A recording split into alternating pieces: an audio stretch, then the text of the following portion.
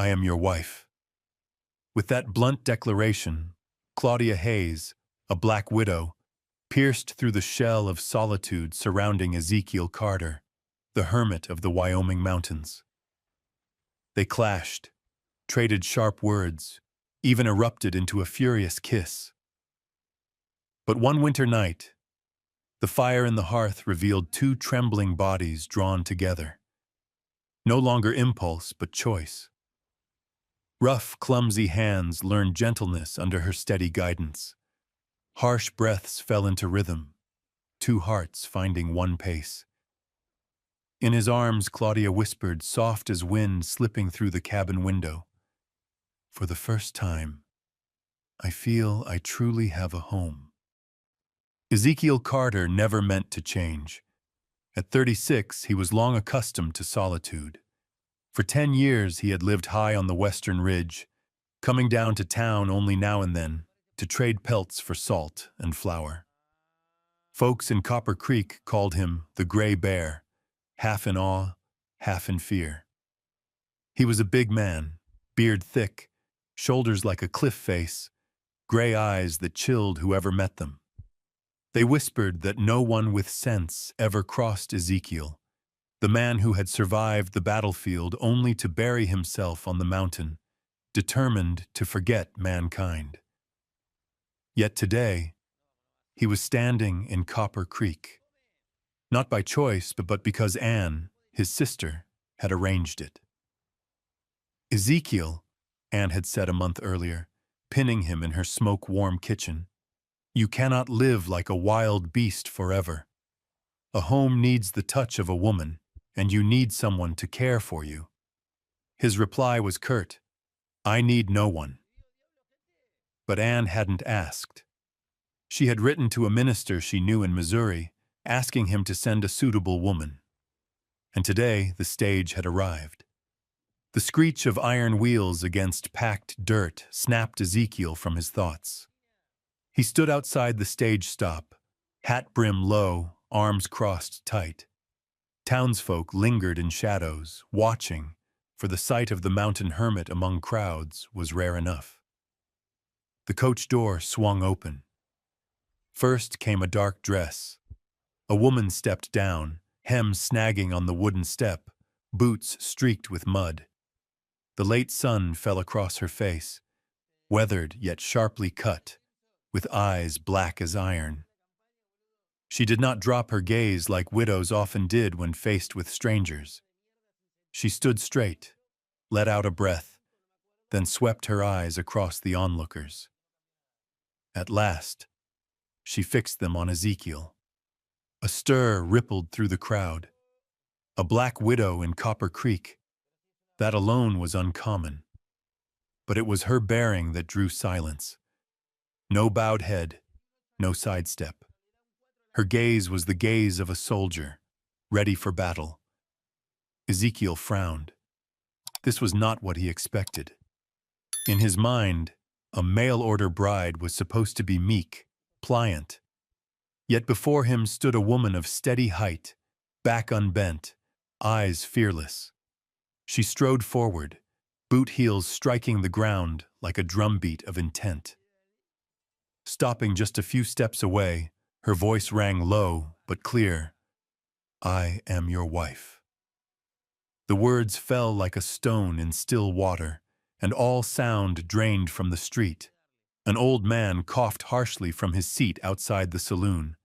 A girl peered wide-eyed from behind her mother's skirts. Everyone waited for Ezekiel, the Gray Bear, to respond. His gray stare locked on Claudia Hayes. No blink, no flicker, as though weighing a trespasser on his ground. Claudia did not flinch. Her lips pressed tight, her gaze sharp, as if to say, "If you think I'll bow, you're mistaken." For a heartbeat, Ezekiel wanted to turn away. This was Anne's doing, not his choice. But in those unyielding eyes he saw something. Resolve, defiance, and beneath it a pain he recognized. The kind only the scarred could read. His breath rasped. At last he growled, "I never asked for this." Her answer came without pause. Neither did I. But I am here. And I will not leave, whispers surged through the crowd. A black widow standing toe-to-toe with the gray bear, in broad daylight. That was a sight few would forget. Anne hurried forward, trying to soften the air. Ezekiel, this is Claudia Hayes. She has known loss, but she is strong. And she deserves a home. Ezekiel did not break his stare. He saw her hands tremble faintly within the folds of her dress. He read the fatigue of a long road, and also the pride that kept her spine straight. The stage won't wait, someone muttered from the crowd. Either you take her, or she stays here. Ezekiel's jaw set. He shot a look at Anne. Her eyes were sharp with insistence. He despised being forced. Yet he could not leave a woman, whether he accepted her or not, standing to be gawked at. He gave a clipped nod. Get in. Claudia lifted her chin, a flicker of triumph in her eyes. She stepped forward, shoulders unbowed. As she climbed into the wagon, her sleeve brushed Ezekiel's arm. He stiffened at the jolt of closeness, an unfamiliar sensation after years of nothing but wind and beasts. Claudia turned slightly, catching his eyes. No smile, no softness, only a silent message. I will not be broken.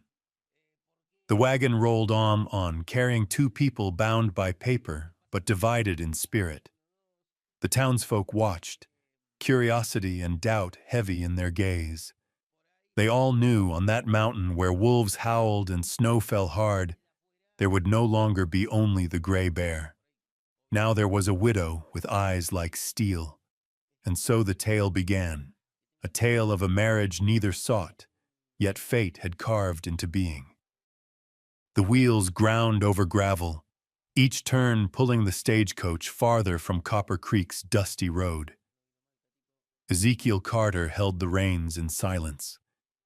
He had always kept quiet around people, but this time the silence felt doubled, like a wall raised between himself and the woman seated beside him.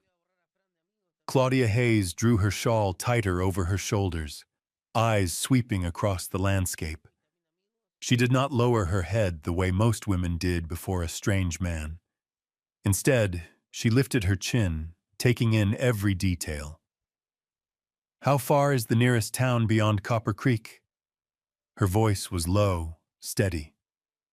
50 miles south, Ezekiel said, never shifting his eyes from the steep track. Your nearest neighbor? Abner Pike. 3 miles, old man. Rarely climbs the mountain. Claudia gave a small nod, as if making notes in her mind. And how long does winter last here? Half the year. Snow to your chest. Wind strong enough to snap saplings. A beat of silence. Claudia pulled at her gloves, fastening them tighter. Then one would need to store twice the food, and wood as in town. Ezekiel's gray eyes cut toward her, narrowing faintly. He had not expected that. Calm, calculating, instead of frightened. The road narrowed into a trail threading through tall pines. Wheels crunched stone, wind hissed through branches, a lone crow croaked overhead. Claudia pulled aside the coach curtain for a clearer view. Below the mountain, a valley spread wide, grass burned gold, a scatter of trappers' shacks like pinpricks. She breathed in, dark eyes bright, as though she meant to take it all inside. How long have you been alone? She asked, arrow sharp. 10 years. And never felt lonely? No. Claudia tilted her head, gaze cutting toward him. Or perhaps you did, but never dared admit it. Ezekiel's big hand clenched hard on the reins. His mouth drew tight as stone. Silence. His oldest weapon answered for him. Yet this silence felt like confession. The road pitched upward, rough and uneven, shaking the coach. Claudia lost balance, her shoulder brushing his arm. Ezekiel stiffened at the sudden nearness, the coarse scent of wool, the faint trace of skin not his own. Claudia straightened quickly, but their eyes locked by chance. For a moment, wind and hooves disappeared. Only their gaze held, his cold, hers unyielding. At last the cabin came into sight, clinging to the mountainside. Rough-hewn logs, a roof of pine boards, chimney cold, narrow windows like watchful eyes. No flowers, no garden, no sign of softness. Only stacked firewood and hides stretched on racks. The place looked more fortress than home, built to withstand storm and man alike. The coach halted. Ezekiel tied the reins, stepped down, and strode hard up the wooden steps. He pushed the latch, revealing a dark chill inside. Claudia entered. A single wooden table, rough chairs, a hearth gone cold since morning, a narrow bed draped with an old fur blanket. Rifles lined the wall, hunting knives and powder bags hung above. Nothing spoke of a woman's hand. She turned, eyes sweeping, then settled on Ezekiel. "This is your house." He nodded, dropping a bundle of pelts aside. "Aye." Claudia pulled her shawl tighter, voice slow but firm. "Wrong. From today, this is a house for two." The air thickened. Ezekiel's gray eyes bored into her dark ones. He was not used to anyone stepping into his stronghold unbidden. Claudia knew it, yet she stood tall, giving no ground. His hand twitched, as though reaching for something to keep steady. Her fingers pressed against the chair back, knuckles white. A small gesture, but it told all. Neither would yield. Ezekiel exhaled, heavy as stone shifting. He turned to the hearth, striking a flame. Fire caught weakly, then licked upward, casting its glow across both faces. Claudia stepped to the table, peeling off her gloves, showing hands thin but strong. She laid them flat, tapping a steady rhythm. "You may choose silence for as many years as you like," she said, voice pitched just above the crack of kindling. "But I will not stay silent. This is no place to bury the living. This will be a home." Ezekiel turned back. His eyes, granite dark, flickered with something, neither anger nor acceptance. Something strange. Curiosity. Claudia met his look head-on. The fire threw their shadows high against the log walls, two shapes merging and breaking apart, foretelling the clashes yet to come. In that cabin, for the first time in 10 years, Ezekiel no longer felt himself the sole decider. And Claudia, who had just set foot inside, had opened the first battle. Not of guns, but of eyes, of gestures, of stubborn will. A forced marriage had begun, and no one could say where it would lead. The first morning in the cabin began with a strange scent. Not the acrid smoke of burning pine, nor the musk of old pelts clinging to the walls. It was the smell of dough frying golden in an iron pan, mingled with the soft steam of coffee, touched with cinnamon and brown sugar. Ezekiel Carter opened his eyes, frowning. He could not remember anything like it inside this house. He swung his legs over the edge of the bed, bare feet against the cold floorboards. The clang of a spoon against a skillet rang from the small kitchen. When he stepped out, the sight before him made him pause. Claudia Hayes stood at the hearth, her brown shawl tossed over a chair, dressed only in a plain dark blue gown. Her hair was tied back, with loose strands brushing her cheek. She moved the skillet with practiced ease, no trace of hesitation. On the table, old porcelain plates lay scrubbed clean, and at the center stood a steaming pot of coffee. Ezekiel cleared his throat. Claudia turned, her dark eyes catching the firelight. There was no hint of shyness. "You're awake," she said evenly. "Sit down. Breakfast is ready." His brow tightened. "I usually eat salt pork." You didn't need to bother. Claudia set a golden fried cake on a plate, not looking at him. "I needed to. If I am to live here, I'll have a proper breakfast." The words cut into Ezekiel's stubborn routine like a blade. He meant to snap back, but the smell betrayed him. His stomach growled, shameless. At last he sat down, wordless. Claudia placed the plate before him and poured the coffee. When she handed him the cup, their fingers brushed. Only a fleeting touch, yet it sent Ezekiel stiff, his heart thudding offbeat. Claudia did not withdraw at once. She let the moment stretch a breath longer, her eyes flicking toward him. Not smiling, not soft, only a presence, firm as if to say, "You will get used to me." He lifted the cup and drank. The coffee was not the bitter tar he had grown used to, but smoothed with cinnamon, warmth lingering in his throat. He swallowed hard, unwilling to admit it tasted better, yet unable to deny it. Claudia sat opposite, eating without haste. Firelight drew the lines of strength across her face.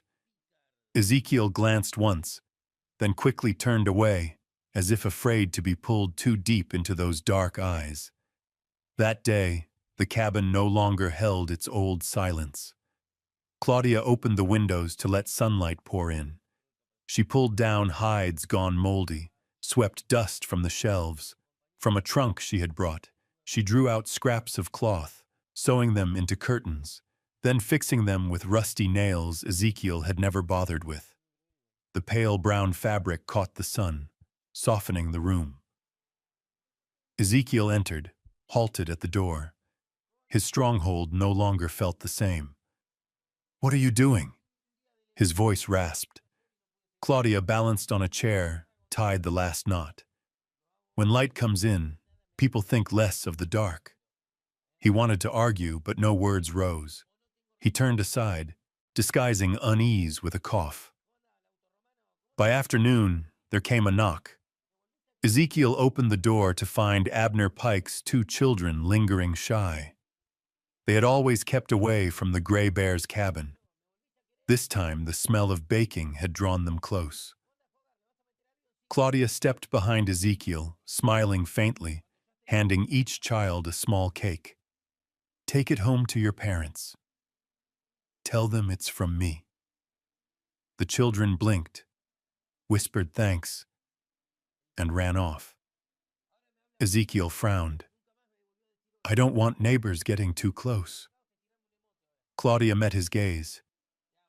"You can choose solitude. But if I live here, I choose neighbors." Her words were not loud, not sharp, but carried weight. Ezekiel gave no reply. He turned back inside, sitting by the fire, unsettled by the new truth pressing in. This cabin was no longer entirely his. That night, preparing for bed, he noticed the old fur blanket on his cot had been replaced with one clean and faintly scented of soap. Claudia folded her clothes at the table, not sparing him a glance. "You needn't change everything. If you want to live, things must change. Otherwise, you're only existing." The words struck, lodging deep. For 10 years, he had only existed, like a beast wrapped in its hide. Now, a black widow who had been here less than 2 days dared speak the truth he had never named. That night, lying in bed, He heard the wind whistle at the shutters. But beneath it came another sound, the faint stir of fabric as Claudia shifted on the small bed Anne had set for her.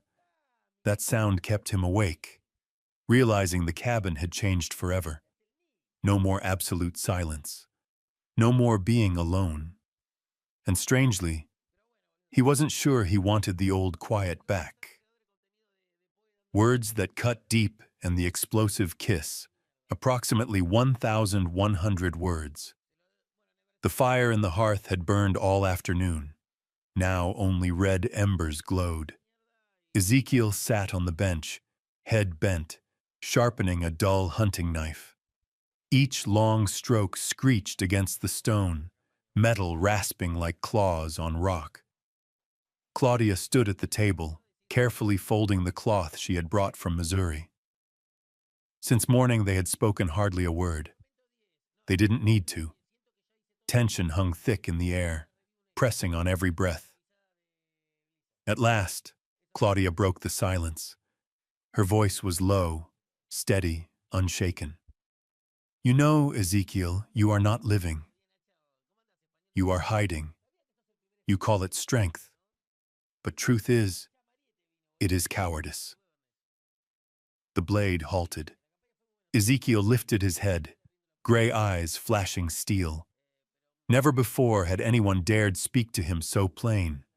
For years, all of Copper Creek had skirted him, lowering their gaze. Yet this woman, barely a week in his house, had hurled words sharp as knives. What did you just say? His voice dropped rough, thunder waiting to strike. Claudia turned, black eyes blazing, as if aiming straight for the wound he guarded. You heard me. All your life you've built walls around yourself, walls of wood, walls of stone, walls of silence.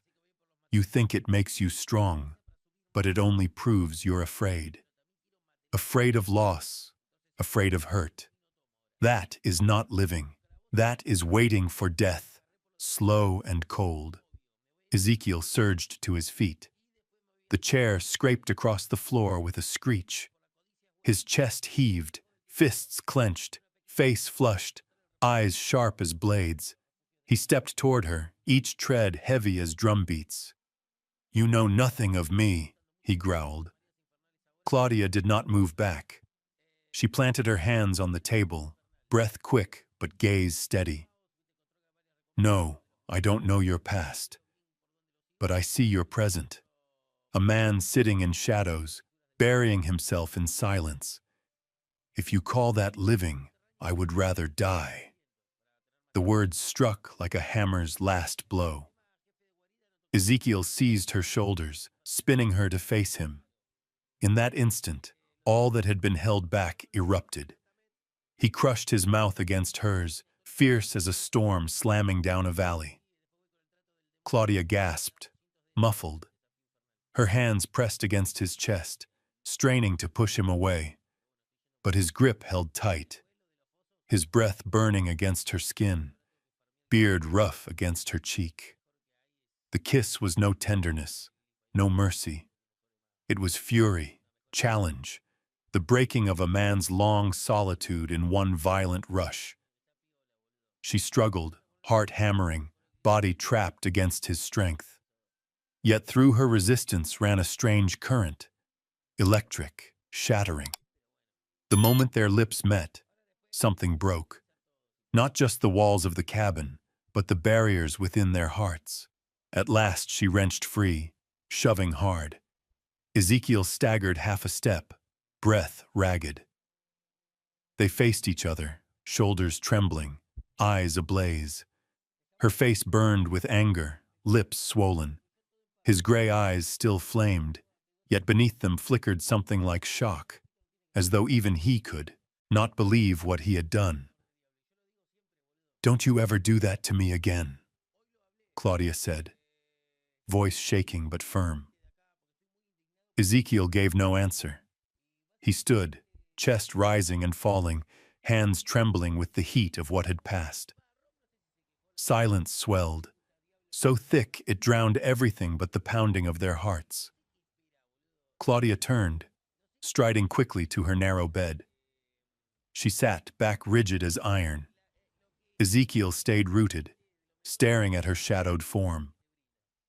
His mind clashed with a storm of thoughts, anger, shame, hunger, yet no words would come. At last, he dropped into his chair, burying his face in his hands. The hearth gave only a dim glow, flames dying, the lone witness to the storm that had torn through. The cabin fell into silence. No rasp of steel, no rustle of cloth, only the weight of what hung between them, something that would not fade. A line had been crossed, never to be restored. And each time their eyes might meet, each time breath might mingle, the memory of that kiss would rise again, reminding them that another battle had begun. A battle not of fists or words, but within their own hearts. Outside, the wind howled over the roof, the voice of the mountains carrying long. Inside, under one roof, two strangers sat bound by a silence no longer born of solitude, but of a storm that had already broken. Claudia sat on the edge of the bed, back straight, though her shoulders trembled faintly, hands wringing the fabric in her lap until it creased. Ezekiel sat on the bench, elbows braced to his knees, palms pressed to his face, breath ragged as though he had weathered a battle. After the storm, the air between them turned suffocating. No angry words, no clash of voices, only a silence thick as a wet blanket, heavy across the room. Ezekiel lifted his head, lips parting. He meant to speak, an apology, or at least an admission that he had crossed a line. But his throat was parched. The words stuck fast.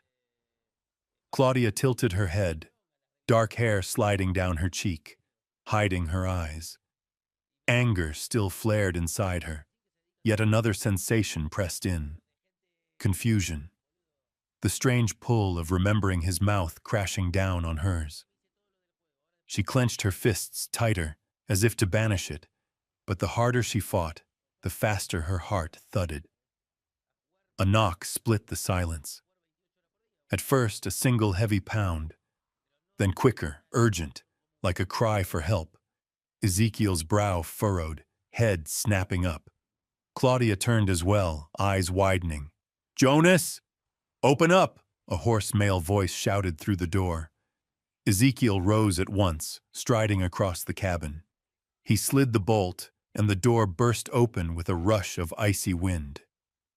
Abner Pike, his neighbor 3 miles down, stumbled inside, coat crusted with snow, breath wheezing, eyes wild.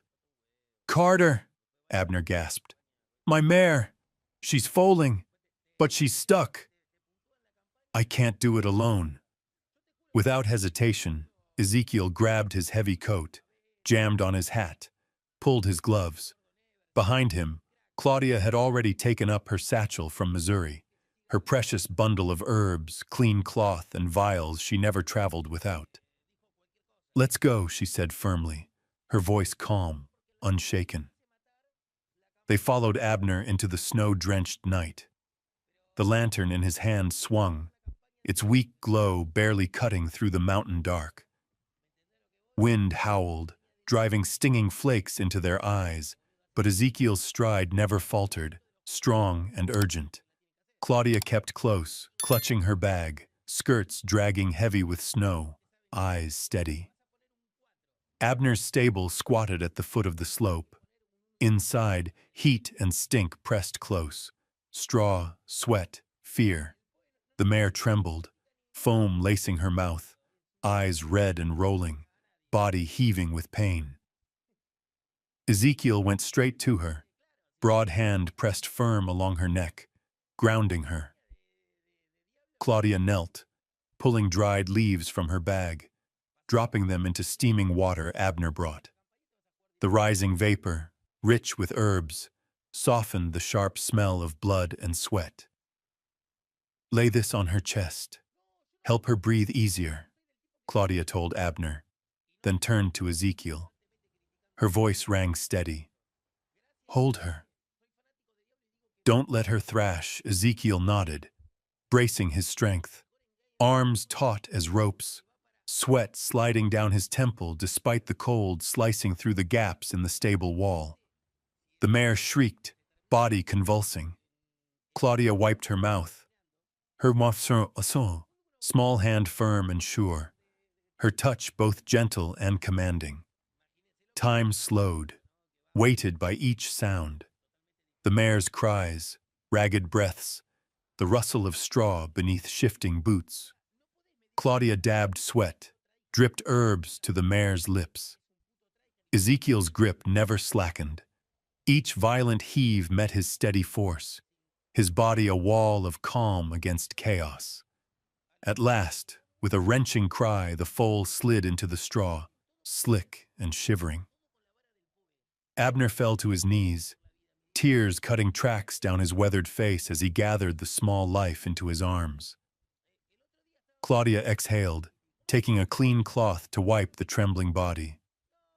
Ezekiel eased his hands away, exhaustion pulling at him, yet his eyes shone fierce. The foal gave a weak whinny, then stronger. For that moment, the stable glowed as though spring had touched it. Abner gripped Ezekiel's hand, then turned to Claudia, his voice breaking. God bless you both. Without you, I'd have lost them. Claudia brushed sweat from her brow, and her eyes found Ezekiel's. The look had shifted, no longer cold, no longer adversarial, softer, warmer. For the first time she saw not a hermit hardened by silence, but a man who bore strength to guard life. Ezekiel held her gaze, seeing in her the rare calm of a woman unshaken by blood and fear, her hands steady where others might falter. In the flickering light, their eyes bound, no words needed, a thread woven between them. By the time they returned, dawn had edged the horizon. Snow lay thick, wind still clawed the trees. Yet when the door shut behind them and the fire caught again in the hearth, the cabin no longer felt suffocating. Not the same silence as after the kiss, not the silence of anger, but something gentler. The hush that follows a storm survived together. Ezekiel dropped onto the bench, stripping off his gloves, hands trembling from strain. Claudia set down her satchel, drew her shawl close, sighing softly. Their eyes met once more. Neither spoke. Both knew, though, that the night had carried them one step nearer, from strangers bound on paper to something else, undefined but closer. Through the chinks in the door, the first light of morning slipped across the floor. And in that cabin, for the first time, the light came not only from the fire. Claudia sat at the table, fingers entwined, eyes fixed on the fire. Shadows marked her face with memories she had never dared to voice. Ezekiel sat not far away, his broad frame casting long across the floor. But this time the air was different. No heavy strain. They had just lived through a night unlike any other, saving mare and foal together. In that moment, something within them had shifted. Claudia drew in a slow breath. Her voice came steady, though it carried all her courage. Do you know why I agreed to that wagon ride? Because I had nowhere else left. In Missouri, I was a ghost. My husband died. His kin cast me out like a burden. People looked at me, a black widow, and saw nothing. As though I had no right to belong anywhere, Ezekiel leaned forward. The mountain-hard mask of his face eased, showing something rare, listening without judgment. Claudia's dark eyes sparked in the glow of the coals. I swore to myself, if I found a place that would take me, I'd stand tall. I would not let anyone trample me again. I did not come here for pity. I came to live. But you, she lifted her gaze, piercing him. You've been pushing me out, just as the world always has. Silence pressed close. Only the wind keened outside the walls. Ezekiel's hands locked tight, head bent.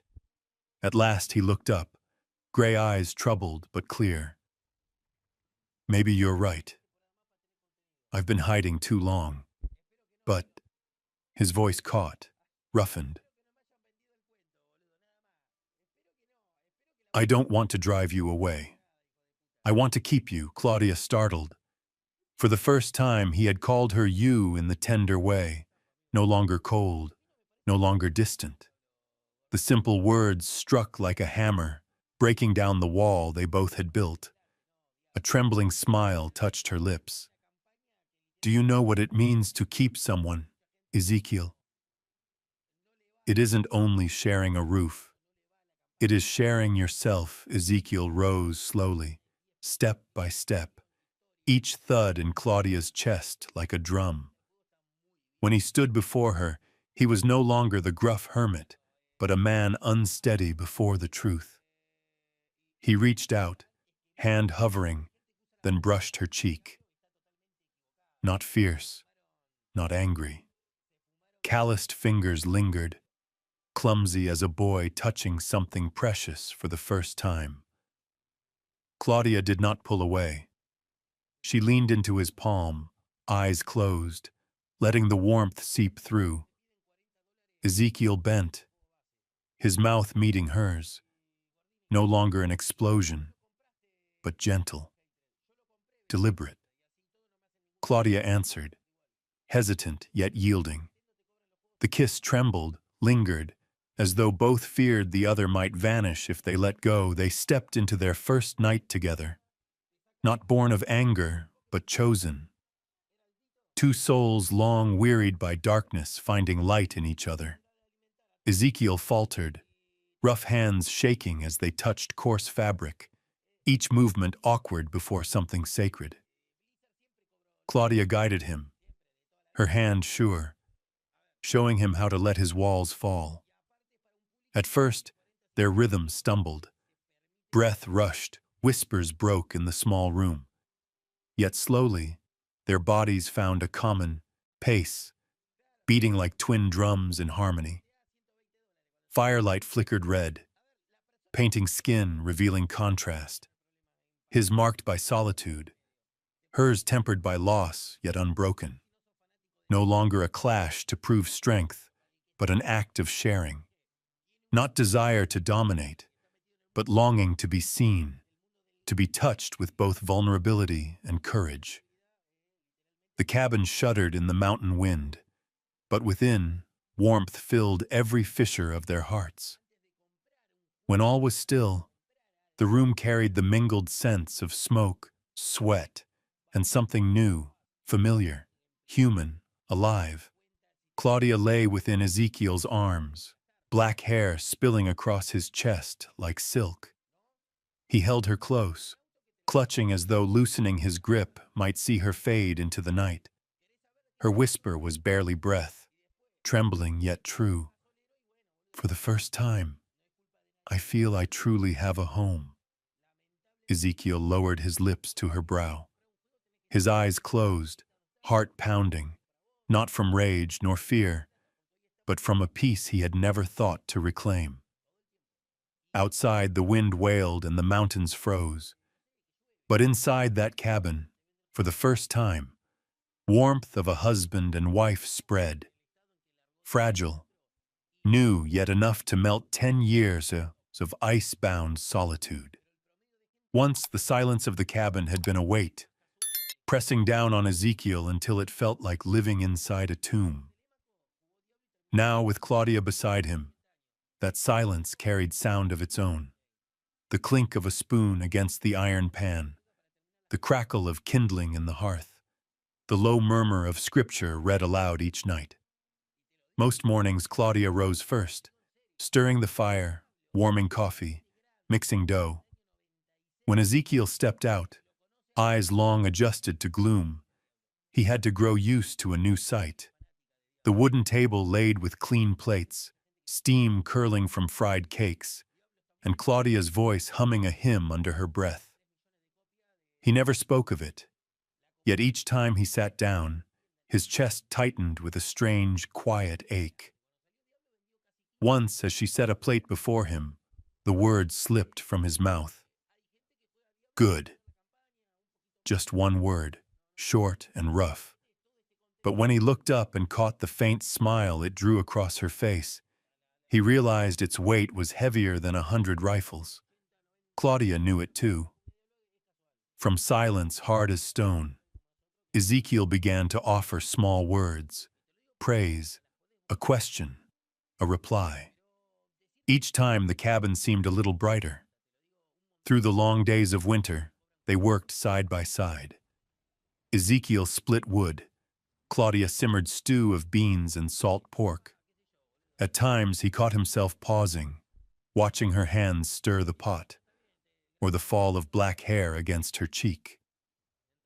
He had never thought a kitchen could hold so much life. Often, Claudia read the Bible aloud, voice low and steady, carrying through the cabin. Ezekiel sat on his bench, pretending to sharpen a blade or mend tack, but every word sank deep. Not because he sought faith, but because her voice made him feel as though he belonged in a true home, one with someone waiting, someone speaking his name. At night, with snow thick against the door, they lay side by side beneath the same blanket. At first, distance remained, each clinging to their edge. But slowly, Ezekiel's arm reached across, drawing Claudia against his chest. She did not resist. Warmth spread, melting the frost outside. Once he woke to moonlight slipping through the shutters, falling across her face in sleep. Her hair lay loose, her breath even, lips gently pressed. Ezekiel tightened his arm around her waist, and a single thought struck heavy and sure. This is living. One morning, Claudia opened the shutters, letting sunlight pour in. A snowflake drifted down, melting in her hair. Without thought, Ezekiel brushed it away. The gesture was small, yet it stilled them both. Claudia lifted her gaze, her dark eyes meeting the pale steel of his. Neither spoke. They only smiled, and that smile was enough to drive back the whole winter beyond the walls. Another time, Claudia showed him how to season the stew. Ezekiel clumsily spilled salt, leaving the pot near inedible. Claudia laughed, clear and bright, ringing through the cabin. Ezekiel, startled, felt heat rise to his face, then found his lips tugging upward. It was the first time he realized he still knew how to laugh. On the longest nights, when the wind screamed down the slopes and snow buried every path, they shared bowls of soup by the fire, listening to the wood snap, trading silence no longer heavy, but filled with quiet understanding. Ezekiel often thought back on the years he had hidden, calling it strength. Only now, with Claudia in his arms, did he understand. Strength was not in walls of solitude, but in opening the door for another to step inside. Claudia, too, found her pain less binding. Each time she read aloud, her voice steadier, knowing someone truly listened. Each time Ezekiel muttered a clumsy word of praise, her heart eased, as if an old scar were soothed. Outside, the winter raged, but within the cabin, they found their rhythm. Laughter, shared labor, the squeeze of a hand beneath heavy quilts. Ezekiel often lay awake watching Claudia's face in sleep, breath leaving him like a prayer. And every night he reminded himself, this is living. One winter evening, the wind tore around the cabin walls, howling like the lost souls of the mountains. Claudia sat by the window, a woolen shawl wrapped around her shoulders. Her gaze was fixed outward, into the blackness that swallowed the ridge. But her thoughts had traveled far back, to the country she had left behind. Across from her, Ezekiel worked at a saddle strap, his hands steady, his eyes lowered. He had grown used to silence, but the silence between them since Claudia's arrival had never felt heavy. Tonight, it pressed like a weight, as though something inside the room was waiting to break. At last, Claudia exhaled, her voice cutting through the hush like a blade. "There is something you must know. If I keep it to myself, it will remain a burden I cannot carry." Ezekiel looked up, the awl in his hand stilled. He waited. Claudia pulled the shawl tighter, bracing herself. "In Missouri, I had a husband. To the town, he was a respected man, or at least he wore that mask well. But he betrayed me, took lovers in plain sight, treated me like I was nothing but a shadow in his house. I endured it, because I thought I had no right to speak. And then—" her voice broke. "He was shot dead in a tavern brawl. The town blamed me, said I was cursed. They called me the tainted widow. They spat when I walked by. Every door closed. I had no place left to go. Tears glimmered in her eyes, though they did not fall. They hung there, proof of years endured in silence. When I boarded that coach, I wasn't looking for a husband. I was running. I never thought I would be a wife again."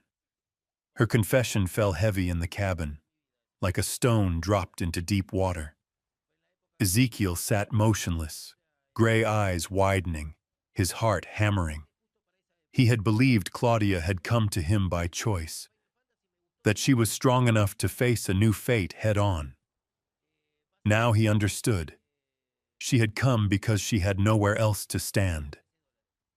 A thought struck him hard.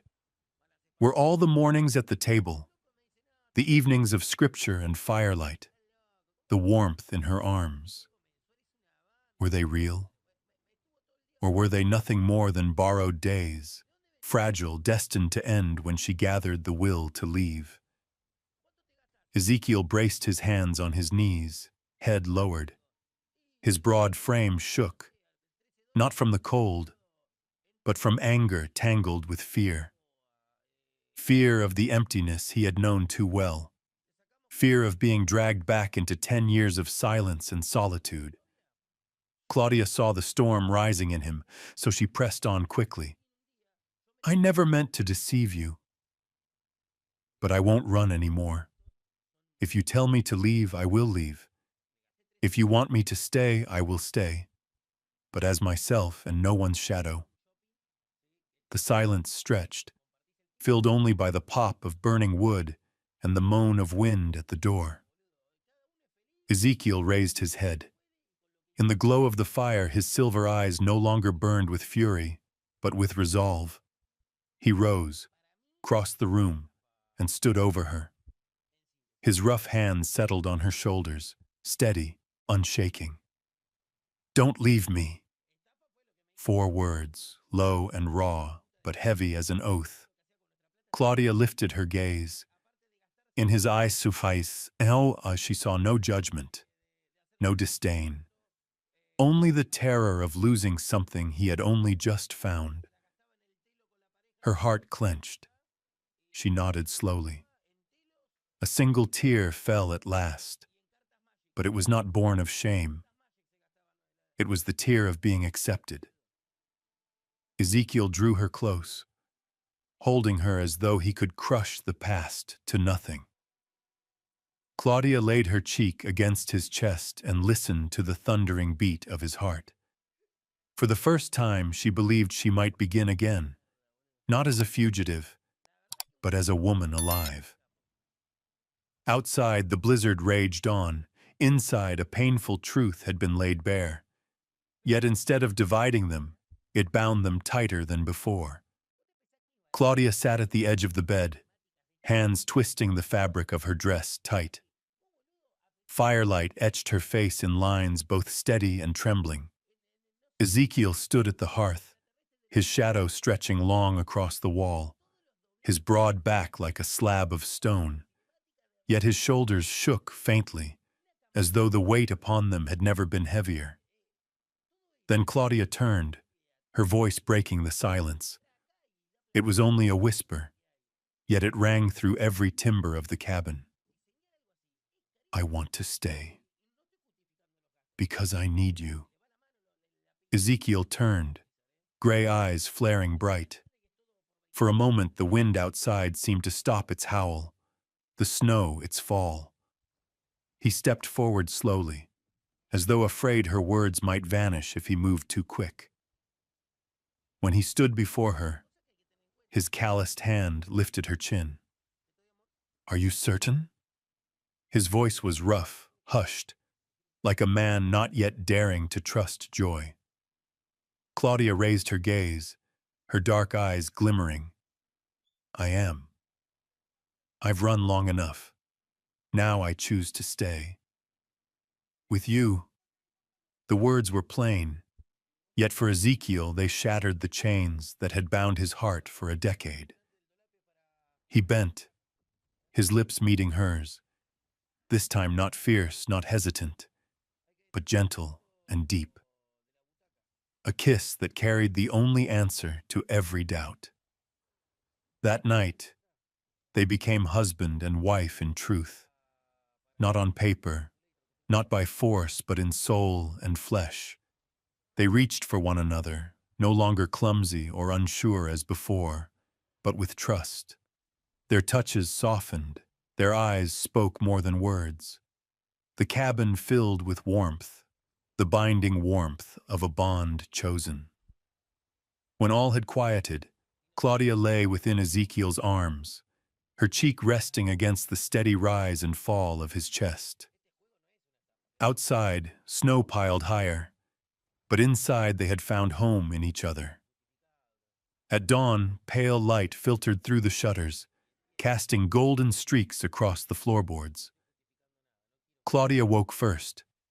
She turned, watching the man beside her sleep. His heavy brows, the deep lines of his face, the steady breath clouding faintly in the chill air. A swell of emotion rose in her. Slowly, she lifted her hand, setting it against his cheek.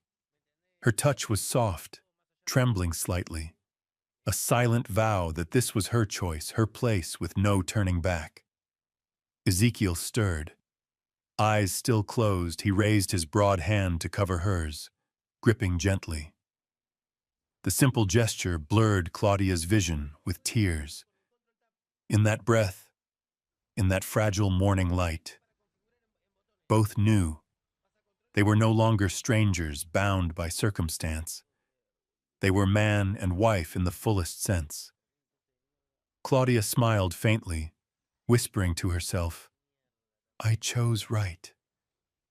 And Ezekiel, though his eyes never opened, let the corner of his mouth lift, as if even in sleep he had heard. Outside, winter still lay heavy across the mountains, but within the cabin, spring had already begun.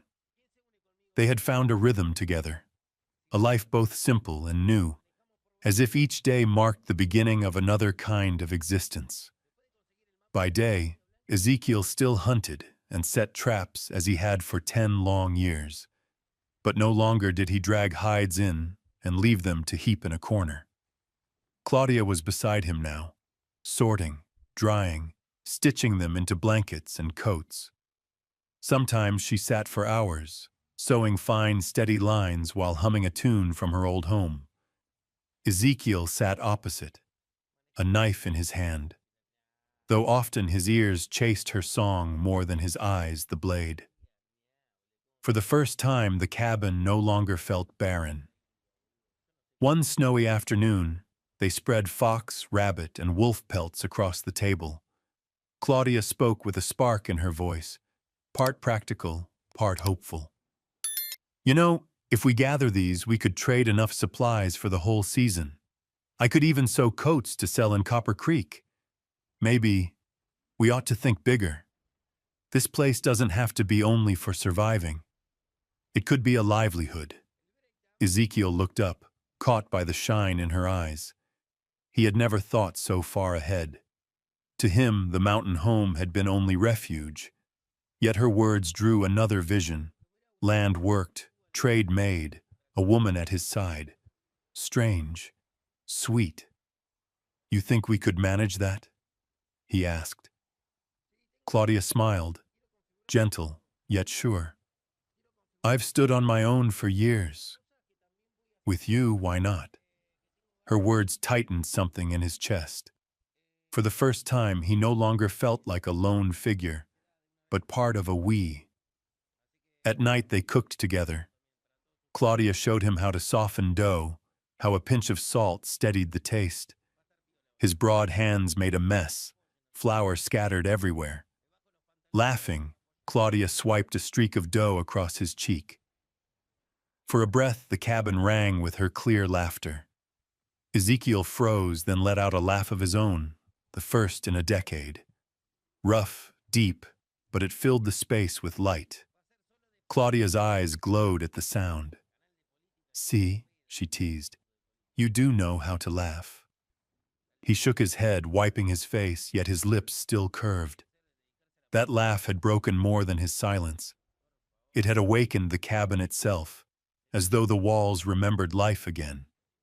From then on, laughter came easier. Awkward jests in the kitchen, quiet words over work, even Ezekiel's halting compliments. The cabin shed its fortress weight and grew into a home with voices, songs, and joy. One morning, snow sealed the path outside. Claudia stood at the window, watching tracks of deer pressed into the white. Ezekiel came behind, arms circling her. She leaned into him, head resting on his shoulder.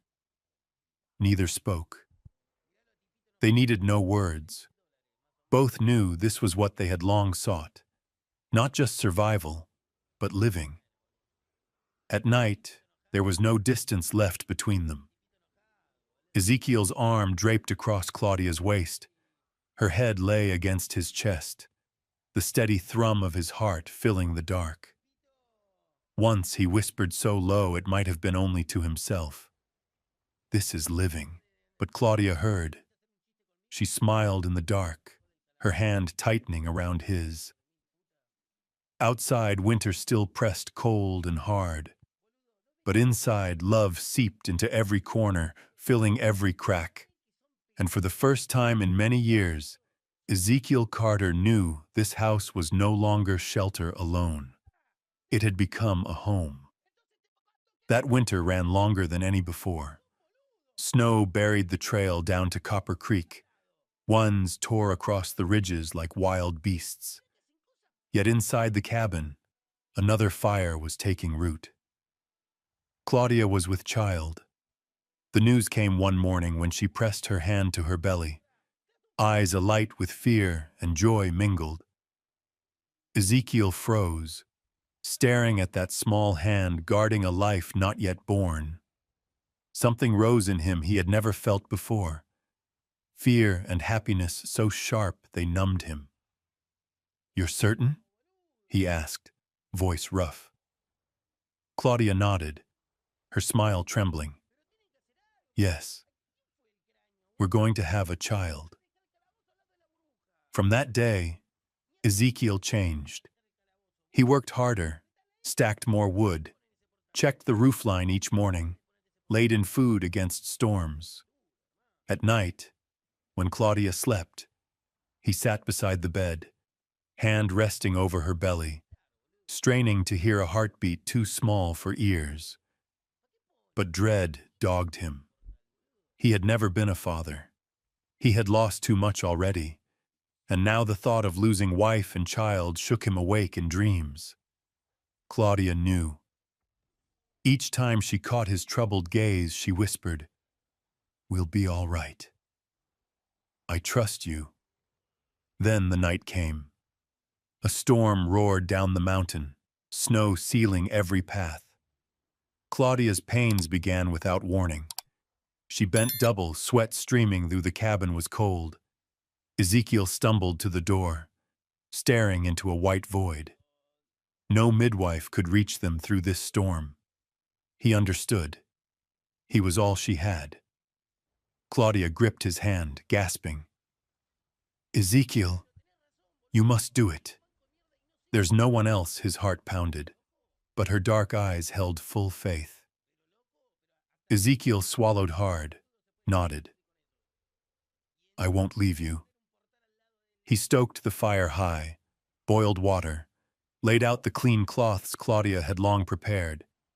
His broad hands, made for knives and rifles, shook as he wrung towels, yet he did each step she whispered. The pains tore through her, wrenching cries from her throat. Ezekiel wiped her brow, voice breaking. Hold my hand. Squeeze as hard as you need. She did, her nails cutting deep into his flesh. He never flinched. He let her pain mark him, sharing what he could. Outside, the wind howled. Snow slammed the walls. But within the cabin, there was only her ragged breaths and his steady murmur. You can do this, Claudia. I'm here. I won't let go. Time slowed to nothing. And then, at the height of it all, a cry split the storm. Thin, trembling, but sharp as light through clouds. Ezekiel's hands shook as he caught the tiny body, the cord still pulsing. He wrapped the child in cloth, his eyes wet. He had never thought these hands, hardened by years in the wild, could cradle something so fragile. Claudia, spent, wept when she heard the sound. Ezekiel knelt beside her, laying the baby girl in her arms. Their tears met over the small warmth between them.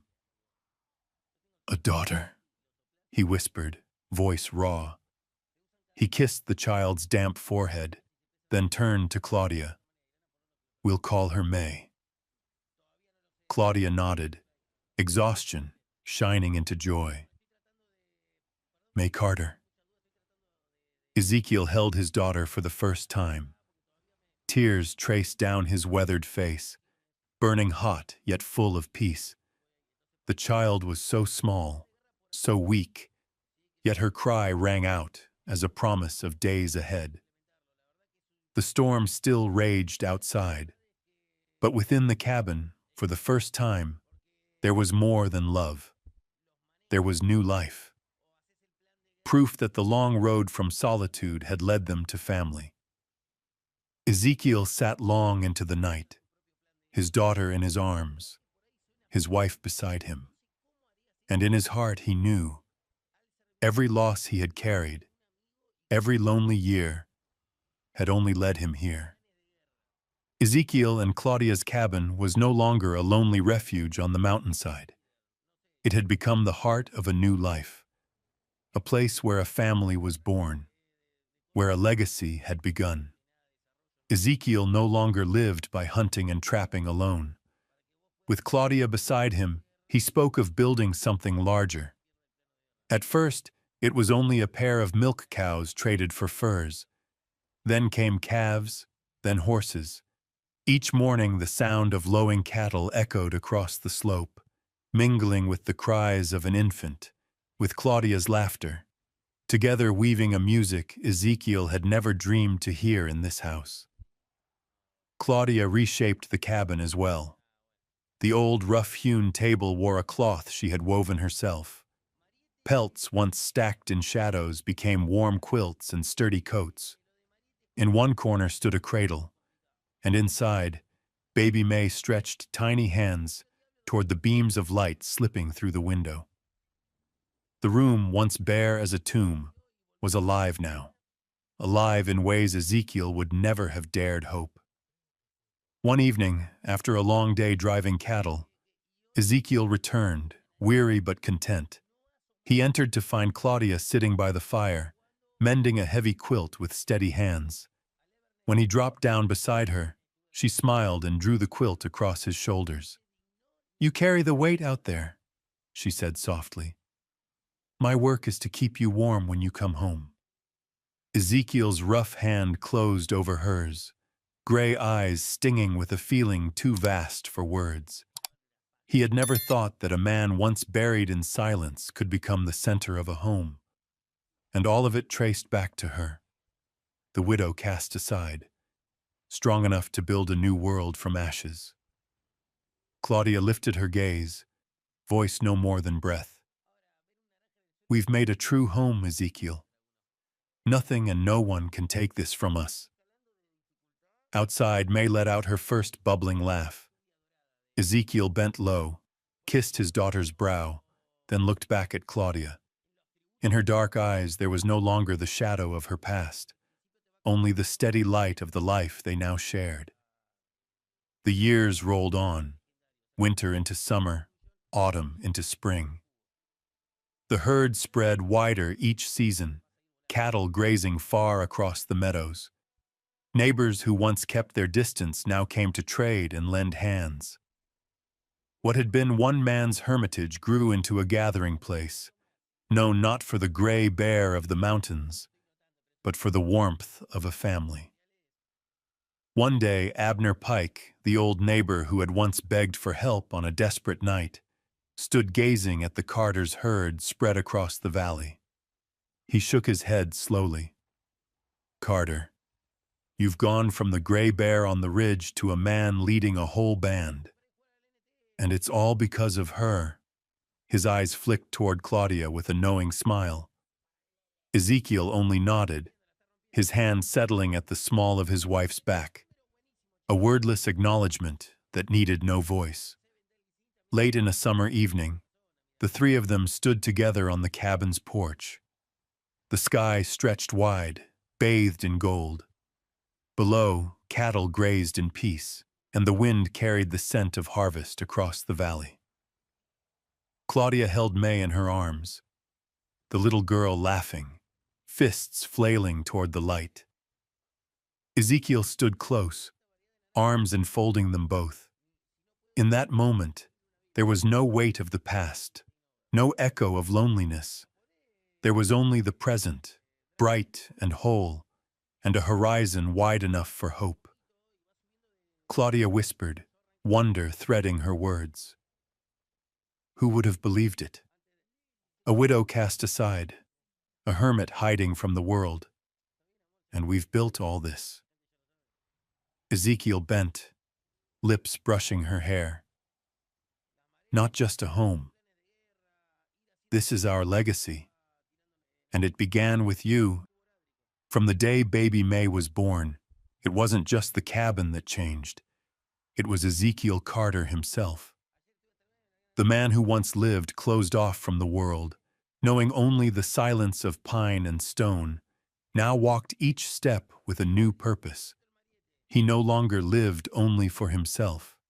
Each morning, when he opened his eyes to see Claudia by the window holding their child, when he heard May's babbling voice, something stirred in his chest he hadn't felt in 10 long years. The joy of a man with a family. Word of that change trickled down to Copper Creek. Folks who once called him the gray bear on the mountain began to look on him differently. The day Ezekiel rode into town with hides to trade and a list of supplies, heads turned. He no longer kept his eyes fixed to the ground, no longer carried the same air of cold indifference. He nodded in greeting, even paused to exchange a few words. "They say you've got a little one now, Carter?" the blacksmith asked, half smiling, half doubtful. Ezekiel gave a small nod, the corner of his mouth tugging upward. "A girl." May. It was only a short answer, but the warmth in his voice was enough to draw a smile from the man listening. For the first time in years, Ezekiel was seen not as a mystery, not as a recluse, but as something far simpler, a husband and a father. Claudia noticed the change in him too. He spoke more, even if his words were still brief. He learned to offer a quiet compliment, when she set a good meal on the table. He lifted May high into the air, drawing out her delighted laughter. He leaned close when Claudia shared her thoughts about the ranch. Small gestures, perhaps, but to her they were nothing short of a miracle. One afternoon, the family traveled into town to trade furs for a young colt. Claudia sat in the wagon with May in her arms, watching Ezekiel as he dealt with the merchant. He looked stern still, but not distant. His hand gripped the reins with steady strength, and in his eyes was a brightness she had not seen before, as though, at last, he had found himself again. She bent to whisper to her daughter, "Do you see him, May? That's your father. And you are the reason he's changed." Back at the cabin, Ezekiel sat on the porch, his daughter cradled in his arms as he watched the cattle move slow across the valley grass. Claudia stepped out and draped a quilt she had sewn over his shoulders. He looked up, gray eyes softening in the glow of firelight. "I never thought I'd see a day like this," he murmured. Claudia sat down beside him, sliding her hand into his. But the day came. And it's ours. That evening, the three of them lingered on the porch as the sun sank behind the mountains, red light spilling across the meadow, wrapping their small family in the colors of peace. The hermit of the high ridges had become a husband, a father, and a neighbor once more. The widow cast aside had become keeper of the hearth, builder of a home. And May, the child born in the storm, was the living proof of their legacy. The story ended not with a blaze of violence or a cry of despair, but with quiet warmth. A family standing together, watching cattle graze, understanding at last that love and courage can turn wilderness into inheritance, solitude into home. And now I turn to you, dear listener. Do you see yourself somewhere in their tale? In a winter once cold and empty, in the moment when someone's presence brought your heart alive again. Share your story in the comments below so that this isn't only the tale of Ezekiel and Claudia, but of all of us. If this story has touched your heart, I invite you to like, subscribe, and tell us where you're listening from. Until next time, we'll meet again in another love story of the Wild West.